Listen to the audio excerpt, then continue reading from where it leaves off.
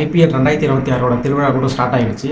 அதுவும் இல்லாமல் இப்போ சிஎஸ்கேவோட புது காம்போ கூட நம்ம இந்த வீடியோவில் ஃபுல்லாக டீட்டெயிலாக பார்க்கலாம்.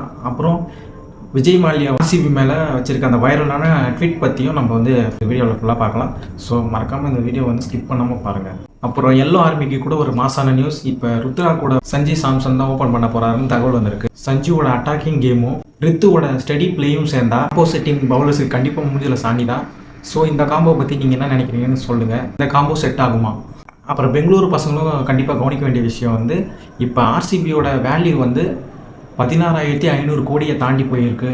இதை பற்றி விஜய் மால்யா வந்து என்ன சொல்லியிருக்கேன்னா, நான் ஃபஸ்ட்டு ஆர்சிபி மேலே இன்வெஸ்ட் பண்ணப்போ எல்லாம் என்னை பார்த்து சிரிச்சவங்கள பார்த்து இப்போ நான் வந்து சிரிக்கிறேன் அப்படின்னு வந்து ஒரு ட்வீட் போட்டிருக்காரு. அது இப்போ இன்டர்நெட்டில் ரொம்ப வைரலாக போயிட்டுருக்குன்னு உங்களுக்கு கூட தெரியும். இதில் ராஜஸ்தானை சேர்ந்த 14 வயசு மட்டும் ஆனால் அந்த குட்டி பையன் வைபவ் என்ன சொல்லியிருக்காருன்னா, நான் சிஎஸ்கேவே அடிச்சிருவேன் அப்படின்னு சொல்லிட்டு அவர் சொல்லியிருக்காரு. அதுவும் 0க்கு அடிப்பாராம் நம்ம சிஎஸ்கே டீமை.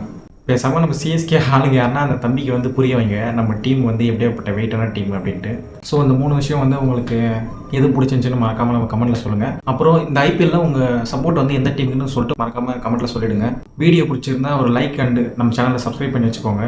இதேமாதிரி வேறு ஒரு அப்டேட்டோட வரேன். பாய்.